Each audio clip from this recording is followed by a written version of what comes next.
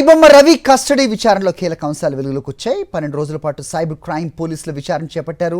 ప్రశ్నకు ప్రశ్నగా సమాధానం. అదే ప్రశ్న మళ్లీ అడిగితే ఐబొమ్మ రవి ఆగ్రహం వ్యక్తం చేసినట్టు తెలిసింది.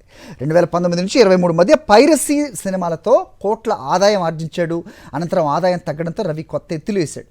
సినీ పెద్దల్ని ఇరికించే ప్రయత్నం చేశాడు. డూప్లికేట్ ఐబొమ్మ పోర్టల్తో పోలీసులకు సవాల్ విసిరాడు. విఆర్ ఇన్ఫోటెక్ పేరుతో డొమైన్ రిజిస్ట్రేషన్ చేయించాడు. పైరసీ లేదంటూ మెయిల్ ద్వారా బుకాయించాడు. సాక్ష్యాలు పంపాలంటూ పోలీసులపై ఎదురుదాడి చేసినట్టు తెలుస్తోంది. డొమైన్ ఫోన్ నంబర్తో విదేశాల నుంచి ఆపరేషన్ చేసినట్టు నిర్ధారించారు. ఫ్రాన్స్ నుంచి హైదరాబాద్ వచ్చినట్టు మెసేజ్ రావడంతో కూకట్పల్లి ఇంటి వద్ద రవిని అరెస్ట్ చేశారు. 2007 నుంచే రవికి నకిలీ డాక్యుమెంట్స్ చరిత్ర ఉంది.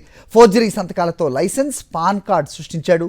పాత మిత్రుడిని గుర్తించినట్టుగా రవి నటించాడు. అసలు ఐబొమ్మ నాదేనని రుజువు ఉందా అంటూ పోలీసుల్నే క్వశ్చన్ చేశాడు.